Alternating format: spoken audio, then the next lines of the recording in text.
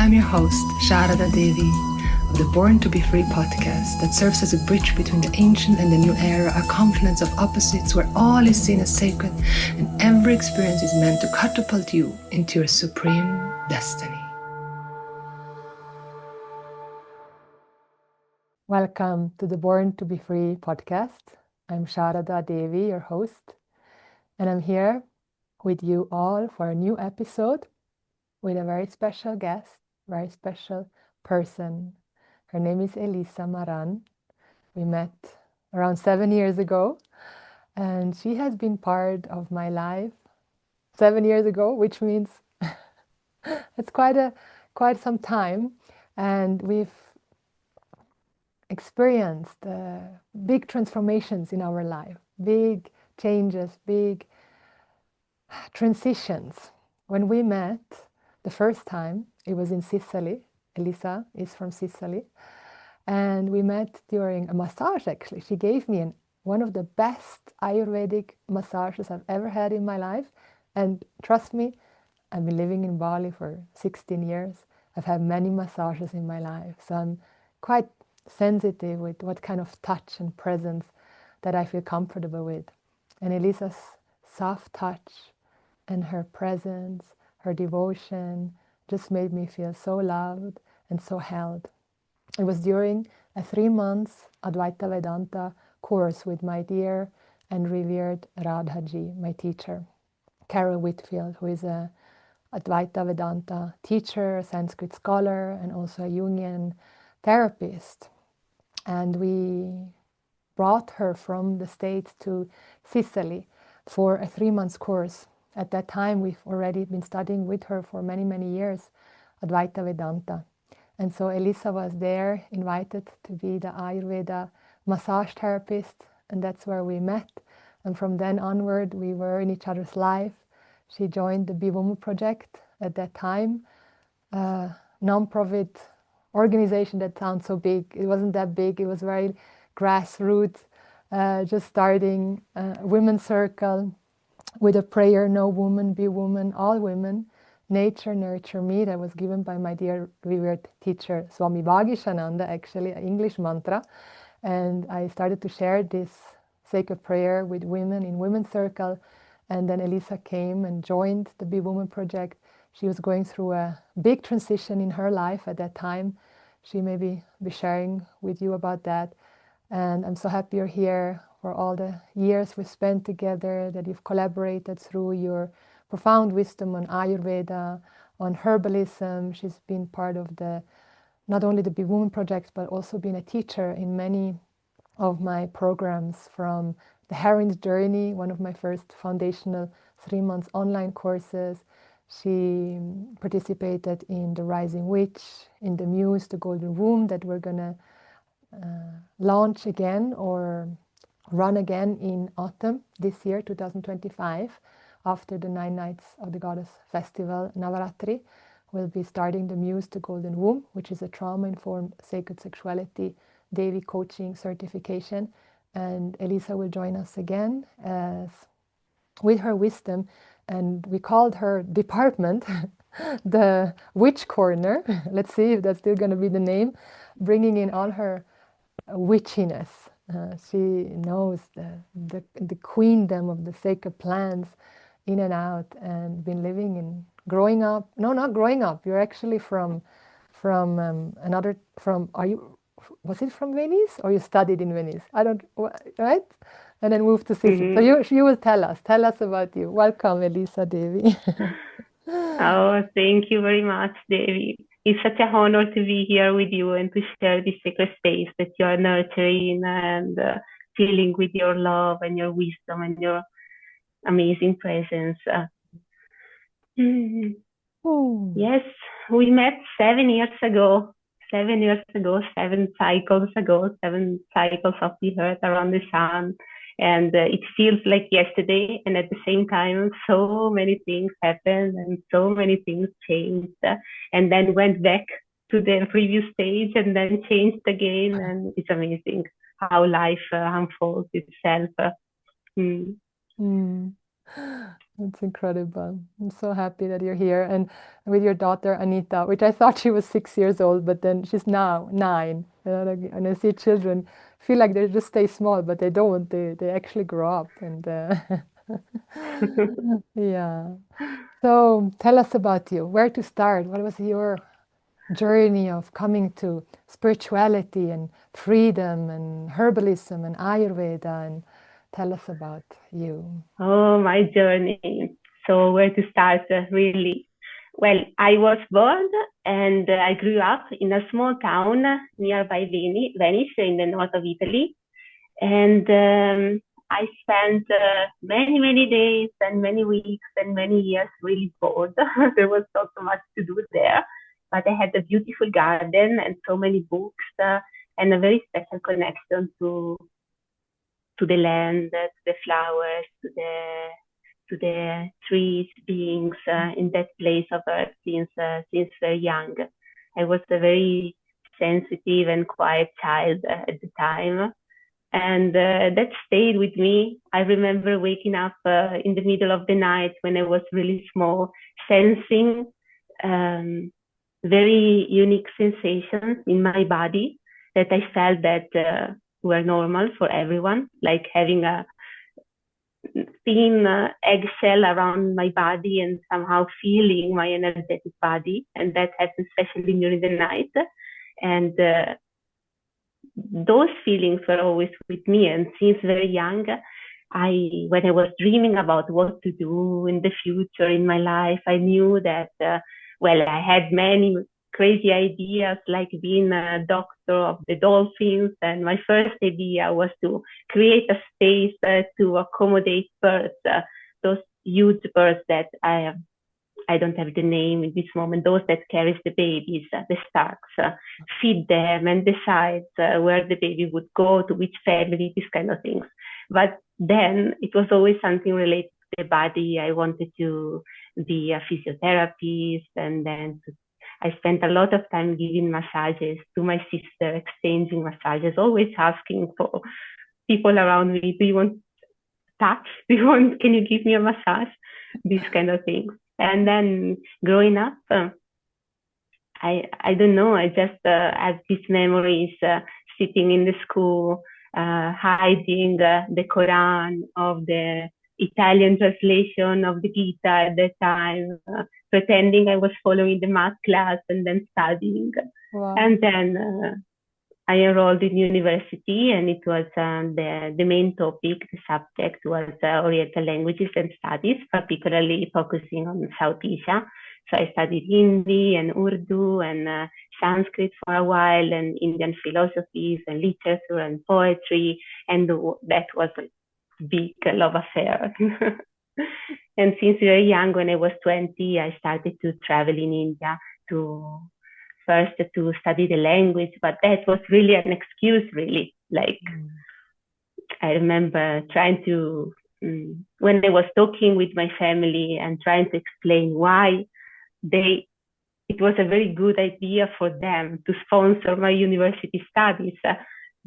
What I told them was that India was a very growing market, and so it was very an intelligent thing to support my studies, because from a business point of view, it made sense. But it was just for me, I just felt that there was something that I needed to know. I wanted to be there. I felt that that belonged to me. There's the culture that stays. My senses felt at home when I was there, and I started to study more and more. And it was very interesting, crazy adventures. It was magical. And since the beginning, this was in 2005, I started to study Ayurveda, and especially Ayurveda. And at the beginning, it was for me just a little really. moment, maybe tell our listeners and watchers, what is Ayurveda for those that have never heard of Ayurveda? Ayurveda is a part of the Vedas, the sacred text of Indian literature and culture and philosophy and spirituality, let's say. It's so huge to open these books. And Ayurveda literally means science of life. So they are codes that explain how to live a life that is the best possible life that we can live in this body, with this mind, with this heart, with this mental body, emotional and spiritual body, in this unique life that we are living. So it gives a lot of tips, a lot of wisdom and knowledge about every aspect of life, really, about what to eat, how to live within this body. So how to wisely use the senses, how to watch, how to hear, how to interact with the world through this body, how to sleep. And it is a magical tool to really understand oneself through the body. And not only, like, the gross body is the first step, but then we go more and more into the subtle, into the mental, into the spiritual. It's really magical.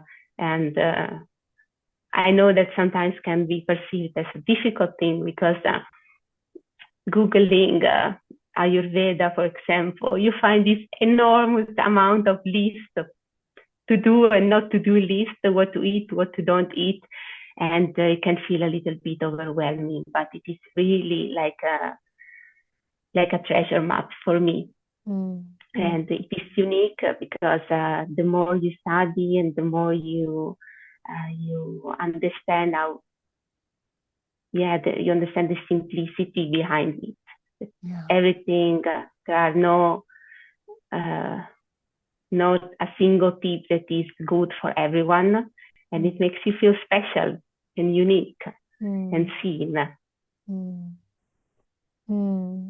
Yeah, let's dive into Ayurveda more later, as that is also part of your offerings and within Devi School and in your life also personally. So thank you for just giving a first taste of this incredible body of knowledge, Veda. And for those that have been following us and being in this community or watching, listening to Born to be Free podcast, you may have now noticed, and if you're here for the first time, Born to be Free podcast, yes, is open for all kinds of discoveries and paths, but very much I love to bring in again and again the Vedic tradition, because the Veda, this body of knowledge of the spiritual heritage of Mother India, is this map for human beings to find maximum security, happiness, well-being in this life, and then also freedom from the bondage of this life. And so Ayurveda it's like the sister of yoga, and like Elisa said, a whole lifestyle, and to get to know ourselves from the relative standpoint first, and then in combination or in complementation with Vedānta, which I've been speaking about many times during the podcasts, about the limitless self. So we go back into that again, and just a little bit back to like your studying of Ayurveda. And I also definitely want to mention and talk about all your humanitarian contribution, the social work and ecology and permaculture. Like, it's incredible all that you have done and dedicated your life to, and worked with non-profit organization and non-governmental organization. And I remember when we started Be Woman Project, and we just like, let's just keep it simple, because as soon as we go like in getting funds, and then there's so much bureaucraziness and paperwork to be done, we just stay organic. Yes, they are all different corners of the same diamond. It happened when I used in my 20s to spend many months in India. I felt that I wanted to give back in the sense, and I was really in my pitta phase of life, so fire on. I wanted to. Pitta is fire. Yes, to see pitta is fire. And activity, and I wanted to do as much as I could to save the world. I was very naive at the time, but really with a full heart. And so I decided to go back to study, and I've done my master's studies in human rights and conflict management, focusing on self-protection in emergency situations, in conflict and post-conflict situations. And since then, I worked for some years in Nepal, mainly, and in India again, in Thailand, in child rights protection, and also with tribal communities, indigenous people, especially in Nepal, and in human rights protection for some years. And then I felt that I really honor this path, but it was not for me anymore. At a certain point, the complexity took over, and when I realized that I was spending so much more time in front of Excel sheets instead of being in the field with the people, and I didn't trust anymore that the model that I was sharing with this community, so like this Western model, although with my whole heart I was not trusting in it anymore, and I realized I just wanted to live as simple as possible in deep connection and respect with Mother Nature. And these Adivasis communities, tribal communities, taught me so much. And there, it was actually in Nepal, I met permaculture, and I started to study permaculture, to be engaged in this movement for quite some time. And at a certain point, I decided to go back to Europe and to Italy. And it just happened that I found a community, a base, and my roots touched ground really in Sicily, in South Italy, where I'm now. And that was, I think, the meeting point of everything. Like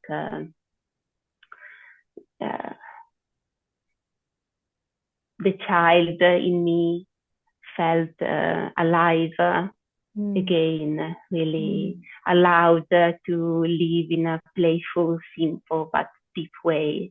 And that part of me that wanted to serve a community felt also space. And in my community, where we are a group of friends, we are 20 something, and now there are children coming. So this extended family is growing. And thanks to then the Woman Project and Devi School, I was able to share what I learned with you, Sarah Devi, and share it with all my sisters here, and supporting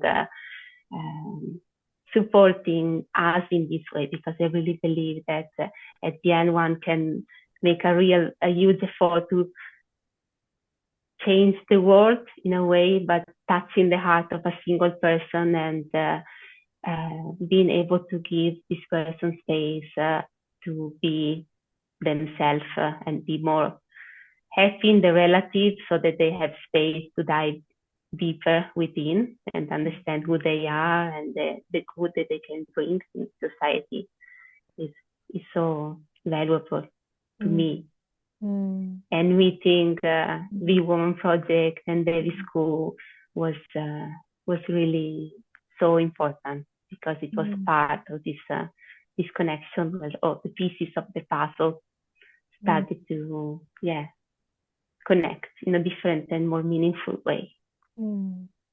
Could you share a little bit in which way the pieces of the puzzle came together, and how, in which meaningful ways, and if you would want to share what happened at that time?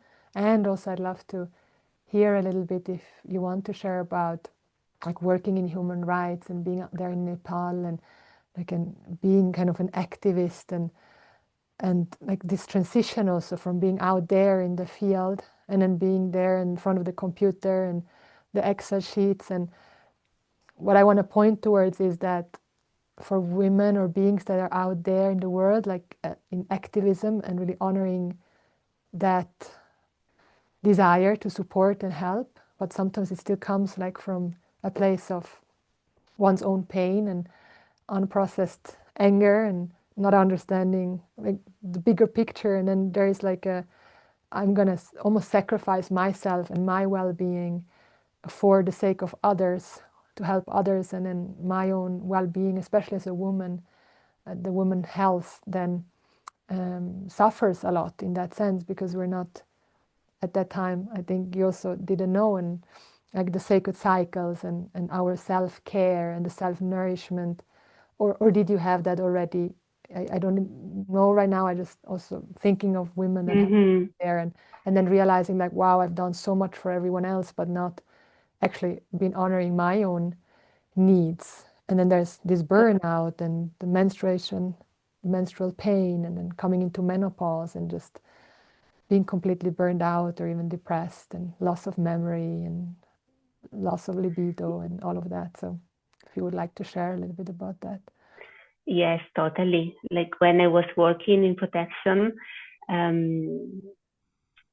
knew about the cycles. I knew I was a cyclical being, but that was theoretical knowledge. It was not embodied in my life, not practiced, because there was no space for it. There was no working in emergency. In particular, you have to go fast, to be fast, to respond to emergency. So the nervous system, first of all, is always triggered. You are in alert all the time, and there are situations that are really, really triggering for me.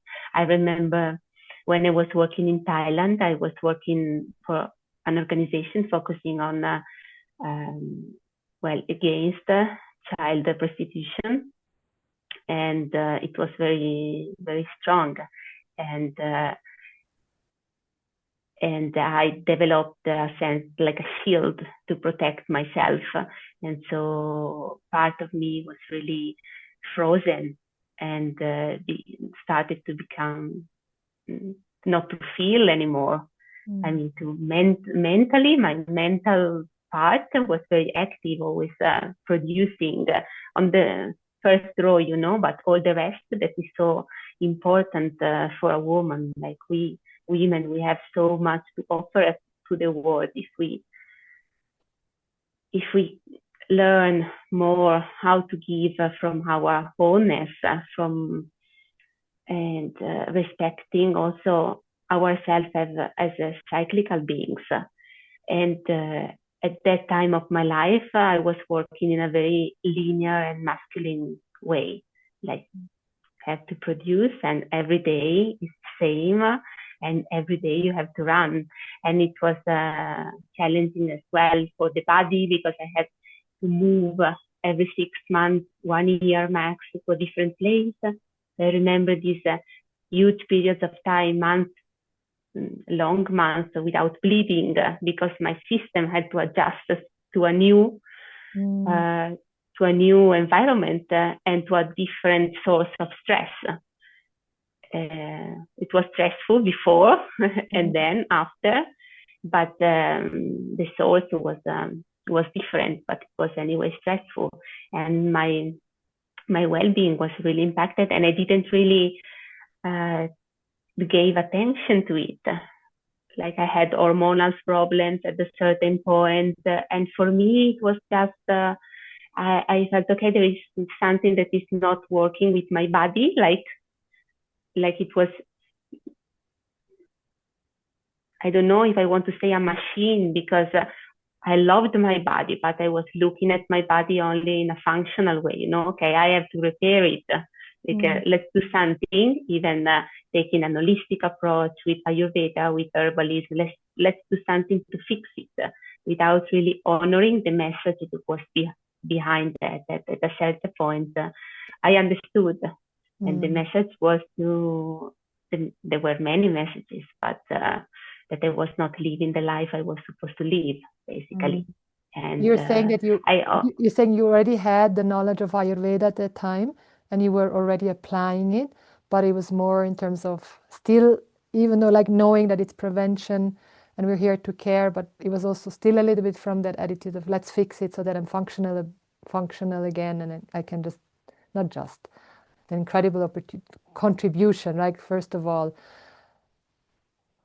deep bow and reverence to like all the activists out there for what they're doing and supporting the tribal and indigenous culture. Like and Yes, at the same time,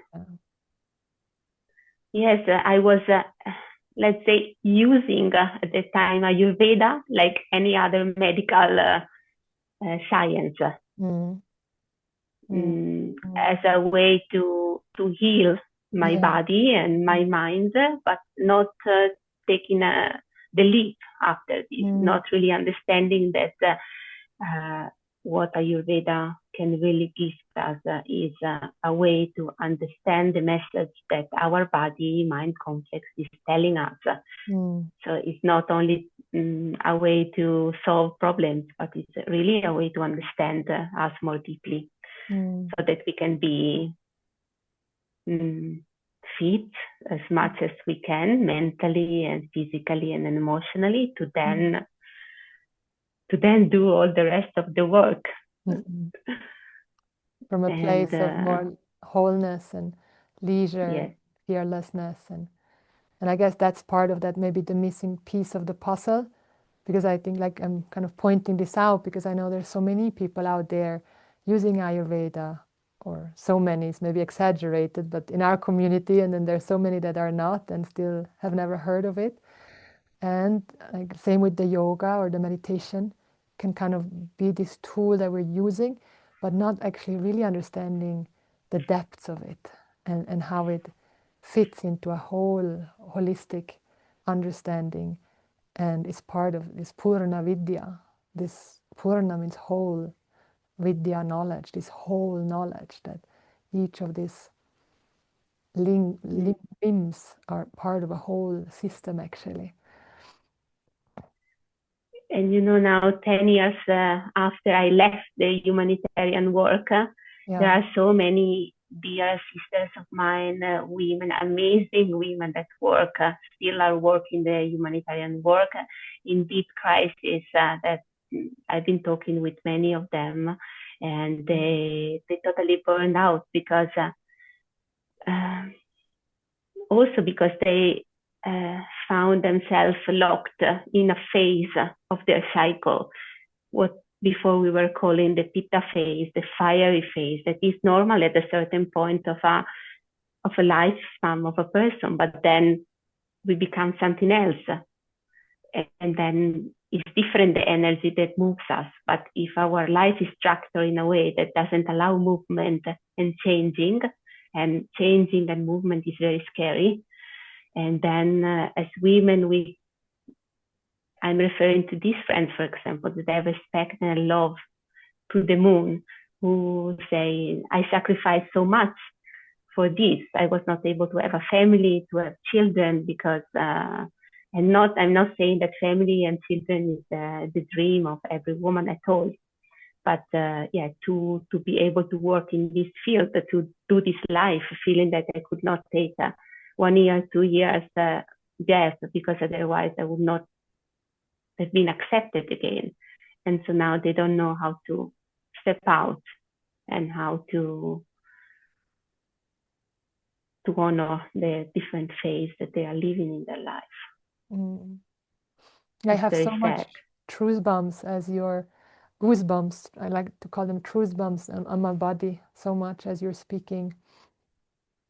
And just feeling that pain of these women, like, that is there. So when you work out in the field, like, you're this vessel and you're absorbing all this collective pain that is there. Absorbing, and also it's one's own, like, it's very interesting. Am I absorbing the collective pain, or is it simply like this outside is revealing what is already inside of me or has been there and it's being revealed, but I'm not really paying attention and understand that kind of mirror play, that outside inside mirror play, that's a huge shift in one's own spiritual growth or evolution, to understand that how we internalize but also externalize, and then how actually pain is being revealed, and that's something to be discovered and understood deeply, so that we can get out of this cycle, this perpetuation of actually feeding the pain. Yes, for me this is absolutely true, Devi. Like, I I know that I decided to work at the time in human rights protection. I wanted to defend other people's rights, basic rights, because I was not able to really speak up for my own truth and rights. And it was so much easier to, to take the flag. I'm not saying that it's not needed, because there are so many challenges in this work and in this world. We all know, like wars, conflicts, and it's true that there is so much one can do. But it's also true that sometimes the fuel is pain within. Yeah.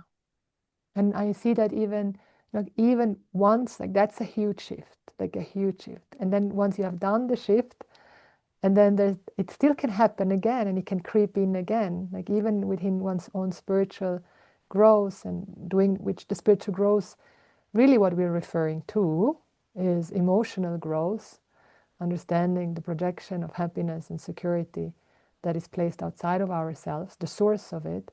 And so that emotional growth of taking responsibility for our pain, our hurt, our rage.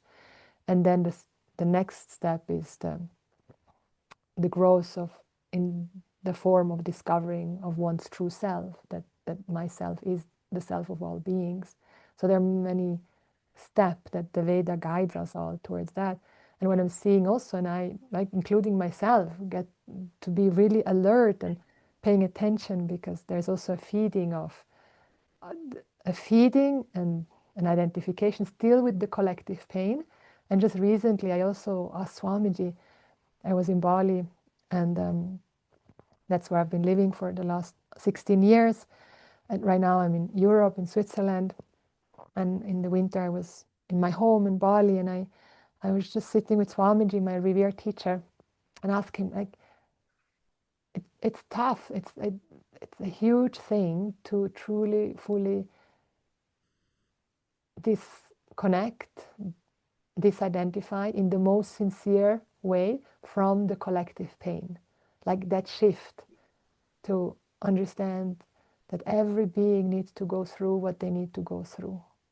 Like me, like you, like all of us, we all have our shared piece of the pain. We all have our shared piece of the cake. Like if you have the big cake, which is all the pain that is there, or sometimes we use the cake example as for pleasure, but here now it's like we all have our piece of that pain that we need to get to resolve and exhaust. And then that is that individual pain, and then there's that collective pain. And to make that shift, which it's not like a shift from one day to another. I can see is this gradual growing out of this whole story, this story of pain and suffering, the idea of separation, the notion that there's something wrong with me, and because of that notion, all that pain is actually there. Like all the pain that we're experiencing is because of this fundamental notion of that I am wrong, that I am limited, that I am subject to birth and death. And so that is like a growing out of, it's okay, like I've suffered enough, I've had my share of pain, I don't need to feed the pain anymore. I can be happy. It's okay to be happy. It's okay to not be suffering anymore, because there's like this nobility that is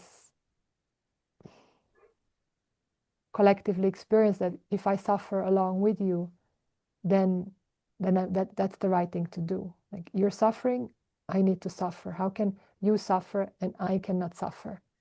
And then there is guilt. And so that's also the discrimination, the discernment, the viveka of dharma. Like when we talk about dharma and working, playing, being there for dharma, yes, for universal harmony in the relative, and being a contributor, which you have been. I mean, you've been, I think from birth on, a contributor. Like I talk often about this society of ours, where we are born into this competitive society, and some jivas, individual, they're already from the birth as just being contributors, like not being part of this competitive myth, unhealthy myth. And so like becoming that contributor And then there's this profound nobility, and I see that pain, and I see how I can do something in order to relieve the pain of others.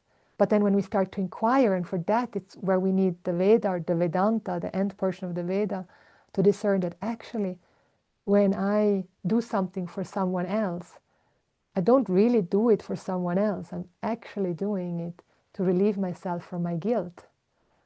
I'm actually doing it to be free from my own guilt. So it's not really for the other. It's not really for the sake of the other person. And that's yeah, so profound. such a slap on the face. Like, yeah. But it's important, like Swamiji talks about, like we need to have that healthy ego nourishment, and we need to be a contributor, and we need to do our sacred Panchamaha yagnas. Panchama means these 5 Maha great yagnas, offerings, contributing to the world. Yes, that's our duty, and we grow through that. Like that's part of that spiritual grow, to grow and grow and grow emotionally and stretch ourselves, and then it hurts and I lose something, but in reality I gain something, and my heart becomes bigger and bigger and bigger and bigger. And then Puja Swamiji, the teacher of my teacher, would even say, like, your heart has to become as big as the universe. What? Like become, because the truth is that the self is the self of the whole universe. So it's a relative becoming, in the sense you become a bigger person, which means you're granting more and more space for people to go through their suffering, actually. Like you're not there to fix them anymore. You're not there to save them anymore. Like that's the savior complex. That's what the missionaries have done. Like, we're here, and we're going to save you because you're wrong, you're poor, you need us. And then I'm going to put the cross there. And then that's always the hard part when I say that, and every time it hurts me so much. Like I'm going to save you, and then we save you, but there's the big but. You need to put the cross. You need to then worship the cross. And you cannot worship your tree anymore, or the sun, or the waters, or Hanuman, or Rama. Like now you worship Mother Mary, or and in other words, conversion. Buddha Swamiji would call that violence. It's himsa, to convert another being. The deepest sentiment of a being is their spiritual sentiment. So like a Vedic person, which you are, a universal citizen, they don't go and convert. They're not missionaries, they're not preachers. They only help when somebody asks for help. And they say, I don't know myself, I am not well, I'm sick, can you help me? And yeah, I can help you, I can empower you, I can be your mirror to discover that you are whole and complete, and that your body is naturally wanting to heal itself, and your truth is wholeness and sanctity, and giving back that power, and go and pray, or go back to your roots, go back to discover what you have had since your birth, inherently in your culture. That's the Vedic culture, which Puja Swamiji has been offered a legacy in the form of Aim for Seva, all Indian movement to restore temples and help the villagers to see again the value of their own spiritual heritage, and the vision of wholeness, and restoring their Hanumans and their Ganeshas, and that it's okay, that you can pray to them. And so, yeah, it's a huge discovery and recognition, where we all like just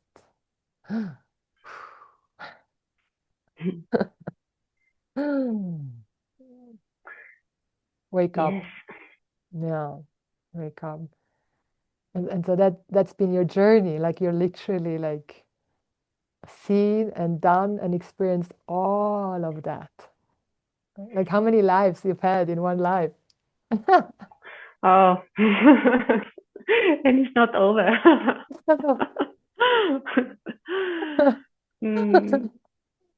No, it's not over. And it's so beautiful to find solace in the teachings and also in the realization, really, that life is full of cycles within cycles within cycles, and this life itself is part of a bigger cycle that I cannot perceive with my mind, but I know is there. And so that even if in this fourth season I'm not able to accomplish something, or there is something that I wanted to grow within more in a different way, there is always another cycle, and every day is a cycle.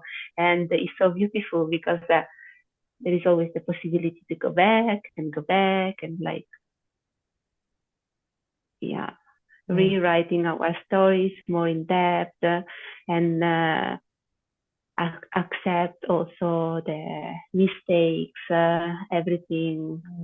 Yeah, the mistakes, the limitations with grace and with love. This is something that motherhood is really teaching me so much. Motherhood was really something incredible that I was not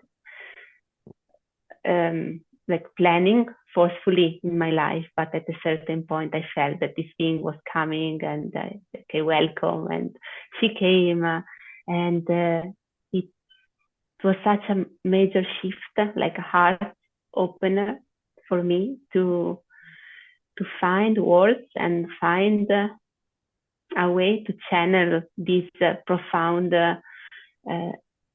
acceptance and love for another being.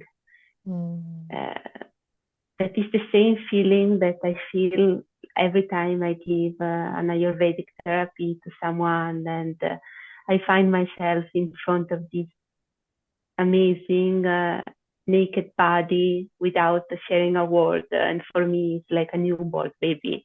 And it's so touching, especially when the person is older, like, yeah, maybe in the 60s or 70s or 80s. Sometimes patients are really old, to feel like I can be the mother that you lost for 1 hour or 2 or 3, and touch you in that way and hold space for you in that way, and so that you may feel the mother loved and supported, and that you are a son or a daughter of Devi, of the planet, of the universe, as you want to call it, of that thing that everyone knows really deeply within, maybe unnamed, but it's there. Yeah, the mother, like your initiation into motherhood. I can see, like, when we started and you talked about the little Elisa that just had all this idea how she's gonna take care of the stork and then of the dolphins, and just like this full of like and I think, like, and you went through this whole journey, and then Anita comes, and I think, like, she's like that. It feels like she's like this little Elisa, just like and you're like, oh, okay. And then the mother, and then that's how you nourish. And then Mother Veda, that's why we call Veda. Yes. Ayurveda, it's like, it's the mother, because in Ayurveda treatment, like, it's just a panchakarma, 5 cleaning rituals, a huge treatment of 21, 28, even more days, depending on what your conditions are, what your needs are, which I have done for many years. Every year I've done these 21 days panchakarma, purification, rejuvenation, ritual or ceremony with an incredible doctor in India, and then mainly in Bali, Dr. Sujata. And it's the mother, like, you're being pampered.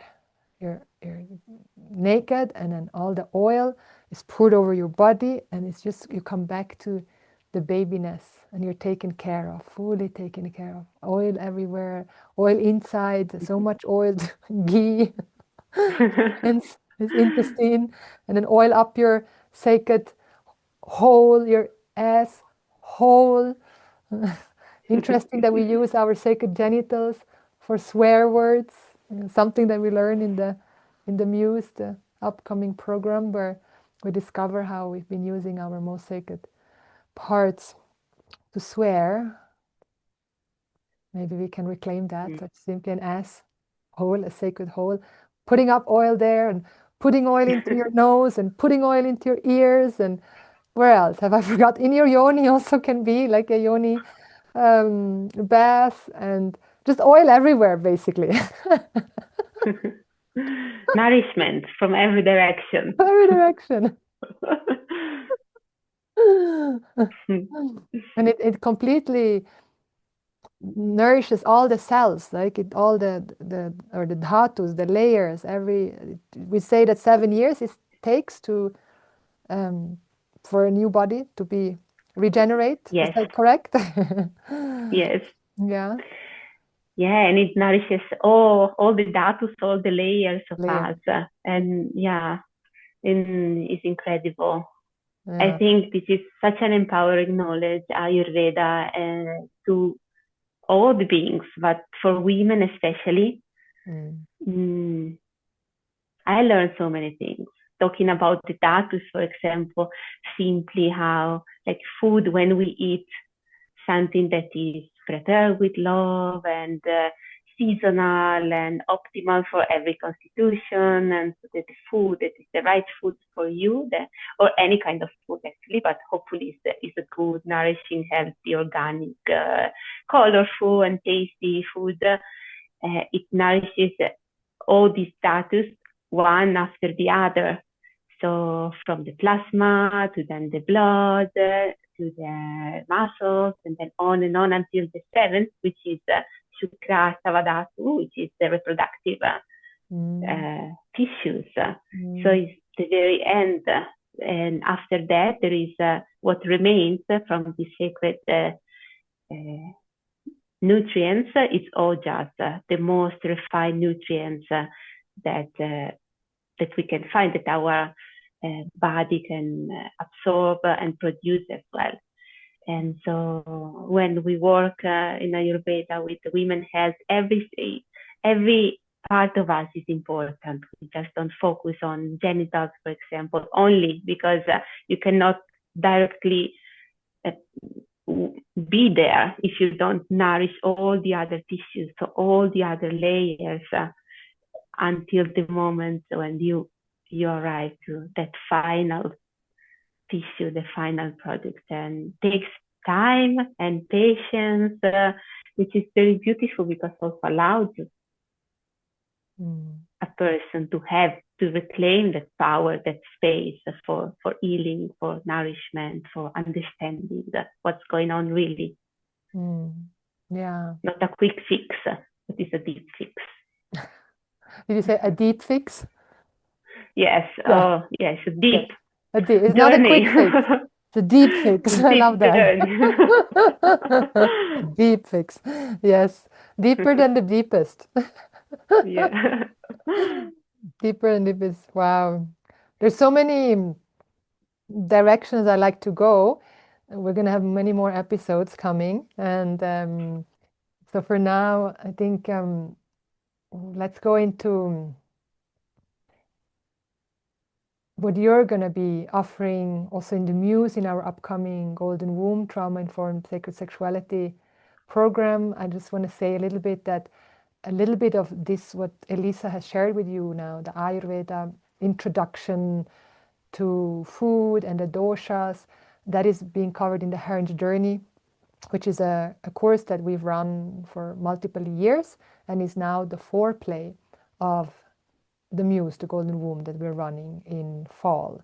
And so all those that already have joined and are going to join, you all have access to the Heron's Journey, which is that foundational course of the Vedic myth and what is a healthy myth, what are healthy heroes and heroines, why do we have an altar, why do we need a relationship with the goddess.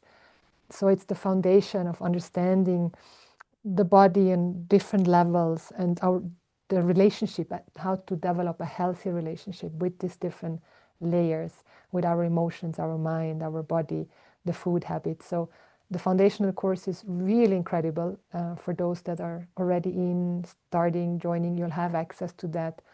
And it's just an incredible preparation or foreplay then to the muse. Because when we go into the golden womb, there we focus mainly on sacred sexuality, on the sexual narrative, the unhealthy sexual narrative that we grew up with, and what is a healthy sexual narrative, understanding the sexual anatomy, an empowered sexual anatomy, and the process of reclaiming your sexuality. What does that mean? To reclaim your power really as a being. So going from being disempowered and using sexuality as a medicine. So that's where then the eros is the medicine. Like you have plant medicine, eros medicine, sex medicine. And so you have the sacred fuel to heal, to recover, to ground, to reclaim your pleasure again, your powers, and also then to use this sacred, most sacred energy to manifest, like to manifest your life from a place of fullness, from a place of pleasure, from a place of grace, not from the place of fear and guilt and disempowerment, which we usually manifest our life. Like all our desires are based on self-ignorance. I want this because I'm not good enough.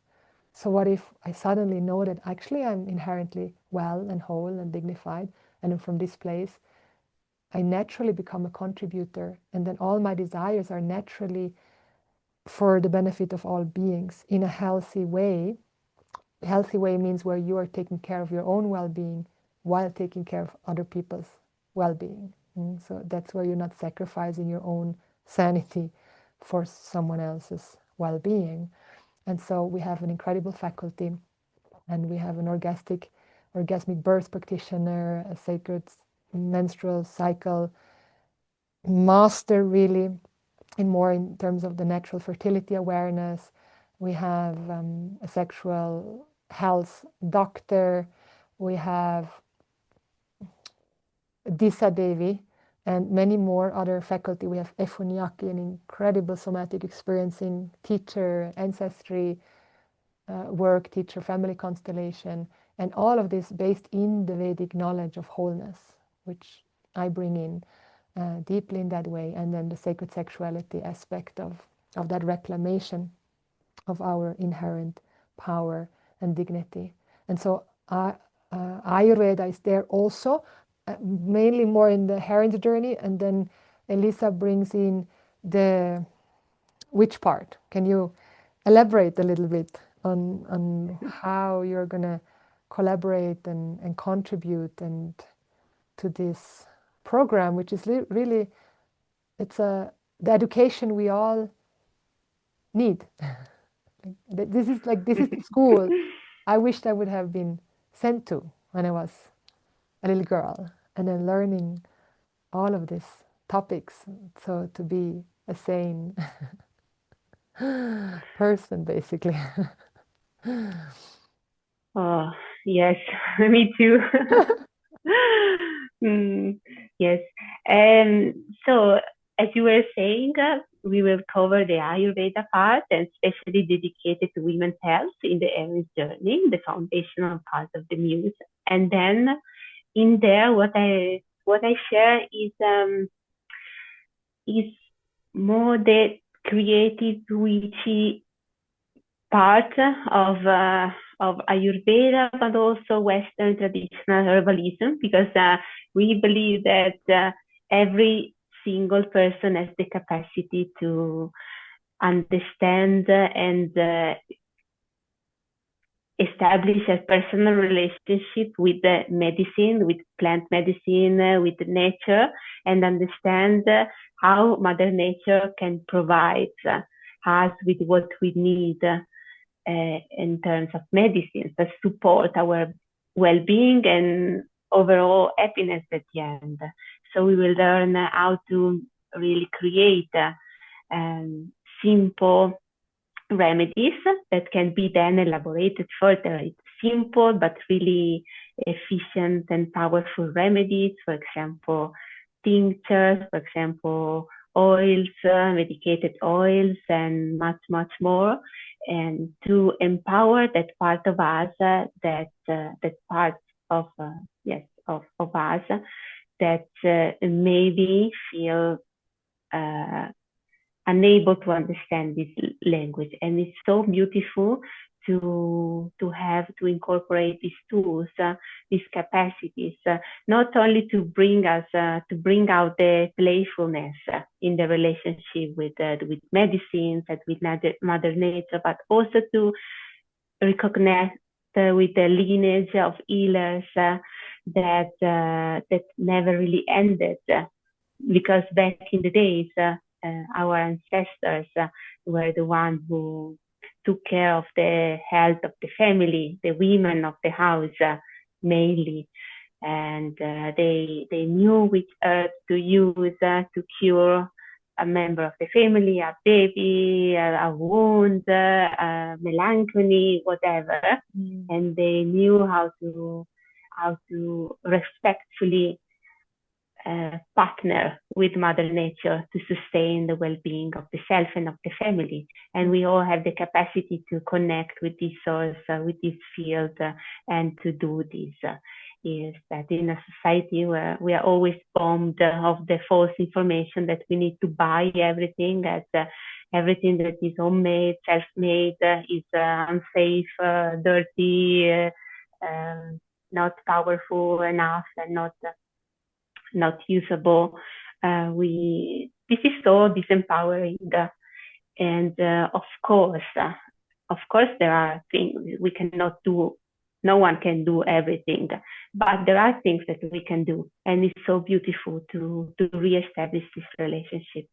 So in the Muse, we will learn how to use our senses and hands and also intuition to reclaim this relationship that we all have with Bhumi Devi, with Mother Earth, with the sacred realms of plants and medicines and flowers and essences and perfumes, and you name it, everything beautiful that is out there for us to sustain our life and to be happy, to feel loved, to feel that we belong.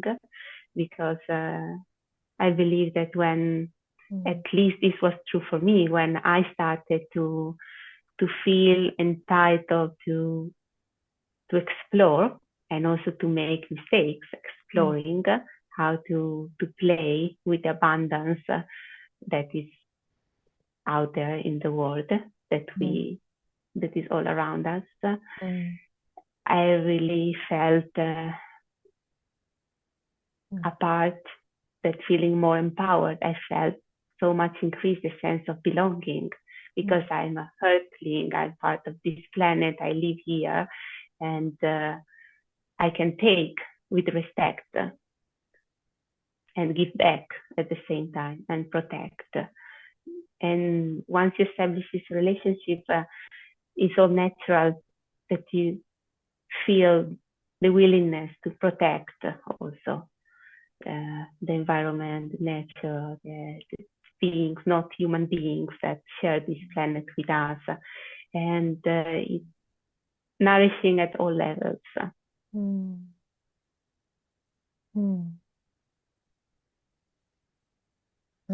And it goes so well along with all the profound teachings of Vedānta, everything that Sharada Devi will share with so much grace and depth, because it's all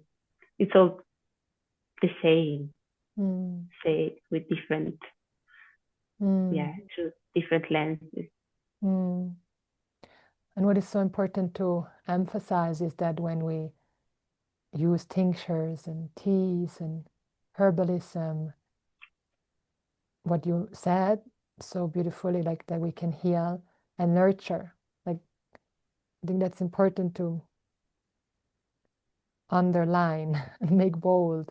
Like, we have all this nourishment available to us. So when I drink a tea, it's not just because I'm sick, it can also be to nourish my heart, to enliven my whole being, to nurture my organs, my whole well-being, my senses. So there's also a lot of pleasure involved.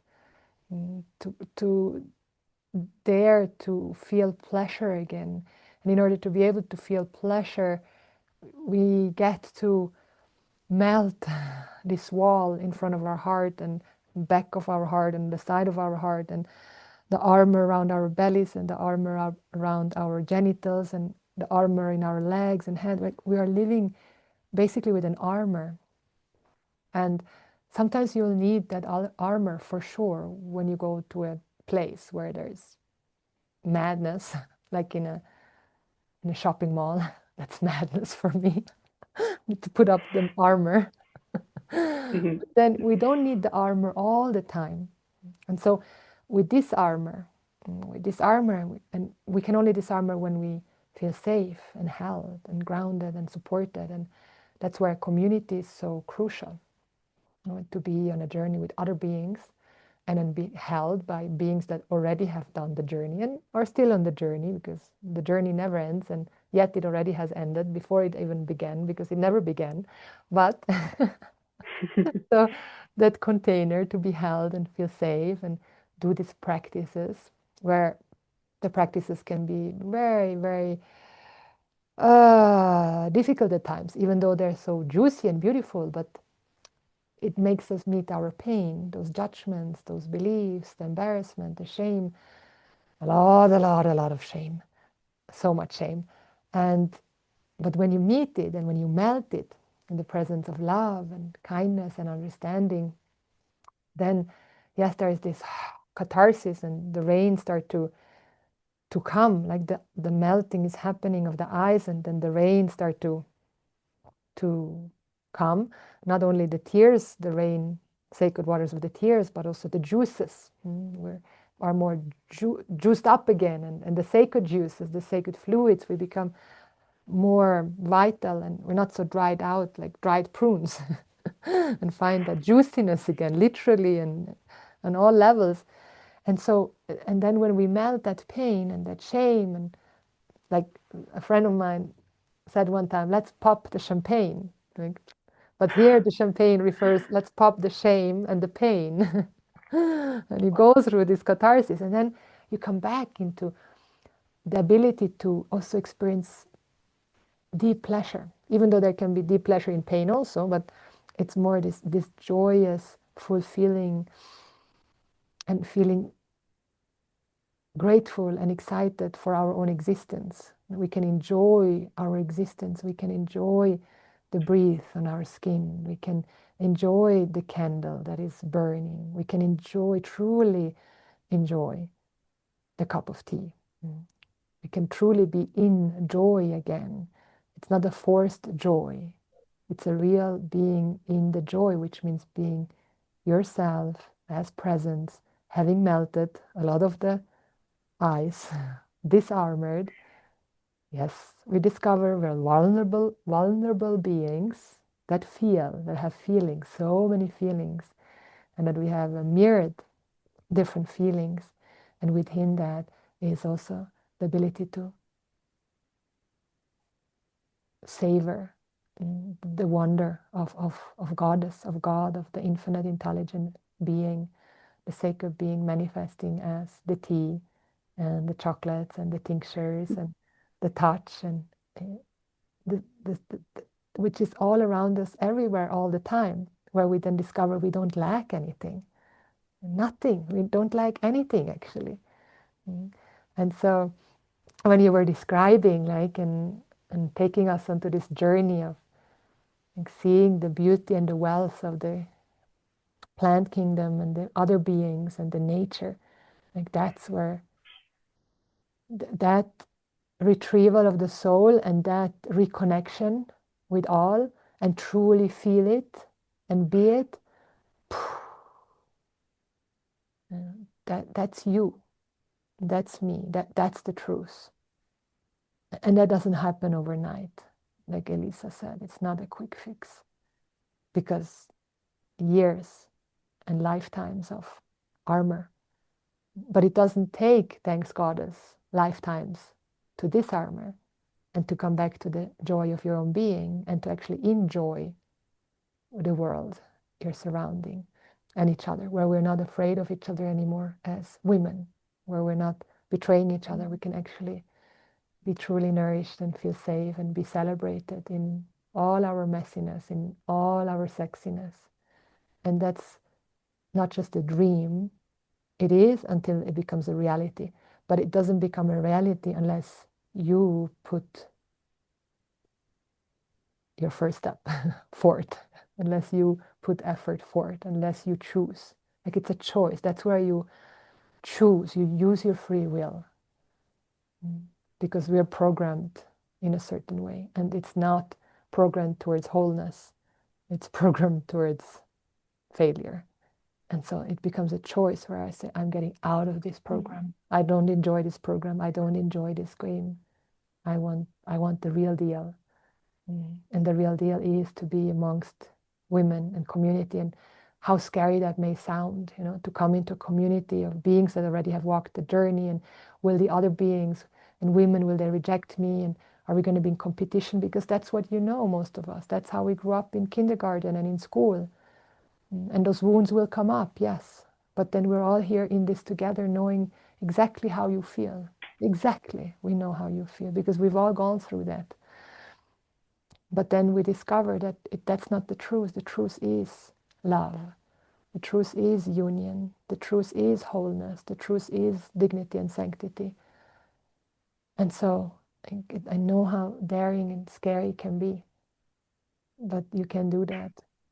We all can do it. And so this is an opportunity available to you, and to be held and meet the little demons and then mother them, like Elisa beautifully said, like to mother all these parts, every single part. Everyone gets to be mothered. No one gets to be left out.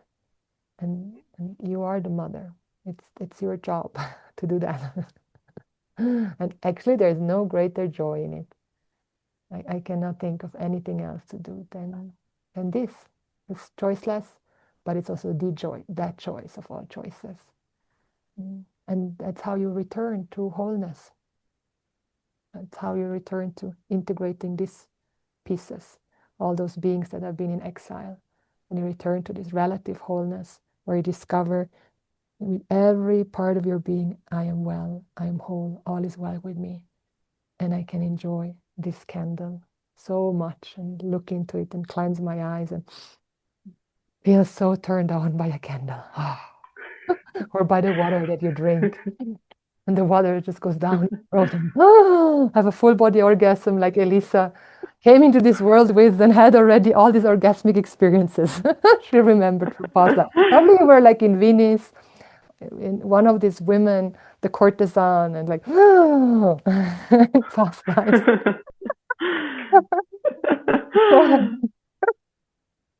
Yeah, I get it. Relatively discover the wholeness, and then we can discover our absolute wholeness, the limitless self.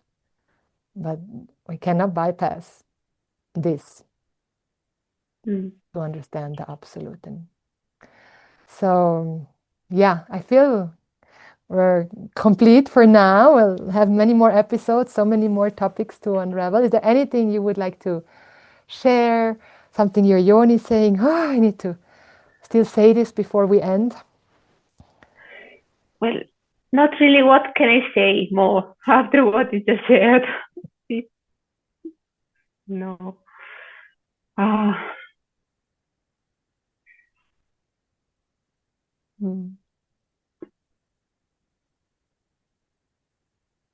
It's just that if anyone who is listening feels the call to have an experience, you deserve it. It's for you, and it is for you, really. Just follow your heart.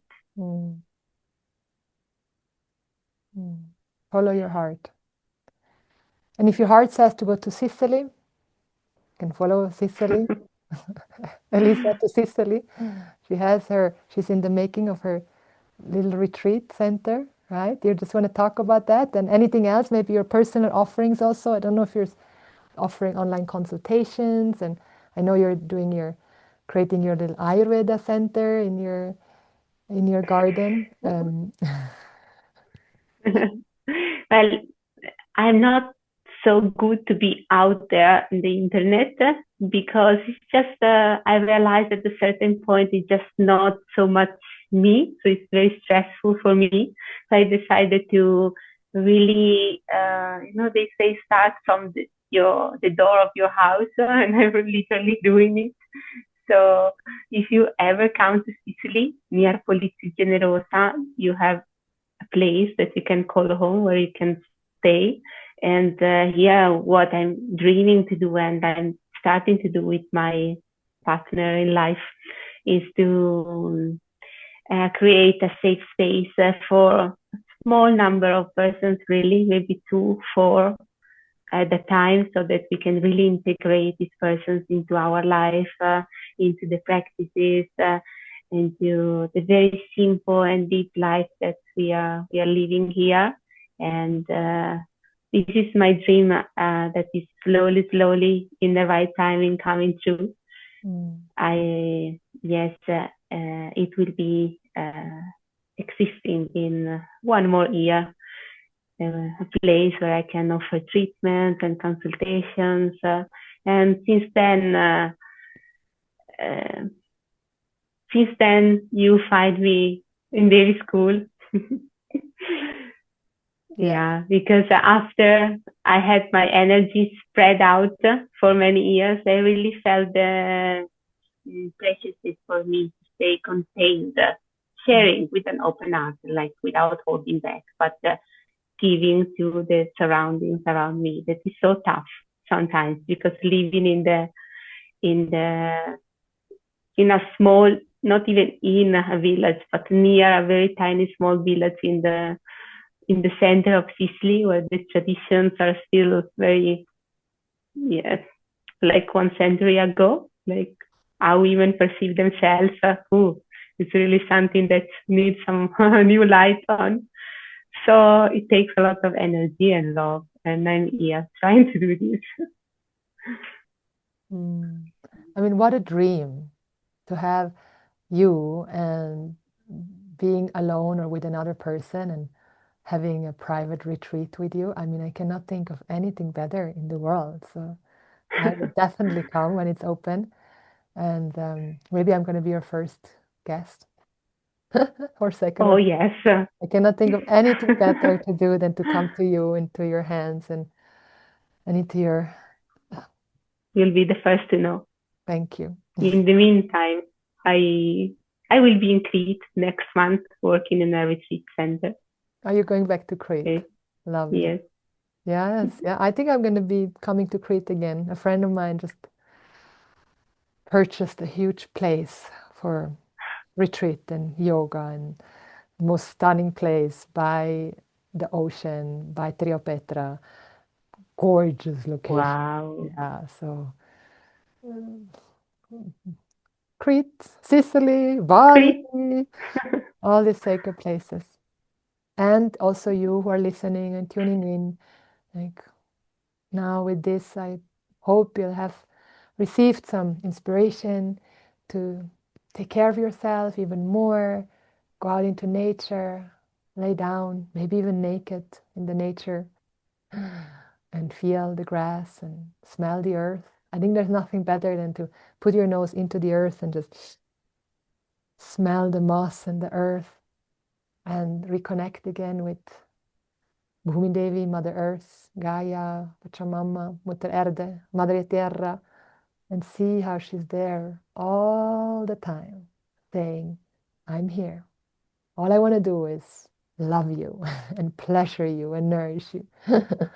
And yes, she can also poof, and then it's all gone, but it's all going to come back again. So thank you, everyone, for tuning in. Thank you so much, Elisa. I love this conversation. I love you so much. So grateful for you, for beings like you, that you exist, and your journey and your smile, your heart.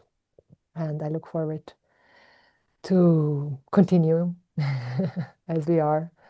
And thank you to all the listeners and watchers. If you're new to our community, warm welcome. Please share with us what touched you, your questions, leave them in the comments. Sign up to the newsletter where you can get different free classes. There's a lot of freebies there in davyschool.info, Vision Quest, The Permission, Sacred Desires, Return to Wholeness. So much is there for free, all for free. There's a whole 36-day Ritualize Your Life challenge there on the YouTube channels. And then if you want to go deeper, an amazing way to start is also the Devi Temple. It's our membership, our Sangha. You can come in anytime, you can cancel anytime. There's almost 1,000 hours of recorded materials and a beautiful community where we meet every week on Thursday, start studying together the sacred texts of the Bhagavad Gita and other texts, and just also being with the heart in prayers, chanting, meditation. Those that cannot come live, they watch the recording. And we have circles, sharing circles. We're going to have twice a month sharing circles actually for that sacred ceremony of sharing the story and being held. And we have temple experiences where I guide you. Basically, you guide yourself, the goddess guides, in rituals and ceremony and prayers, and to move through what is here, to get in touch with this intuition that is there and allow for your natural expression.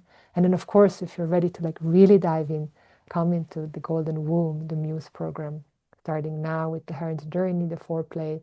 Then we're going to have our Navaratri 9 Nights of the Goddess online festival in autumn. Festival we've done, I think, 5 times. And it's a very auspicious celebration where we call in the Great Mother. And we'll be praying every day, doing rituals, and the faculty of the Muse will be there. And then we're a month later, or something like that. It's still defining the exact dates. Looking at astrology, we'll be starting the Muse Golden Womb, the Trauma-Informed Sacred Sexuality Devi Coaching Certification. So, warm welcome. Subscribe to the channel.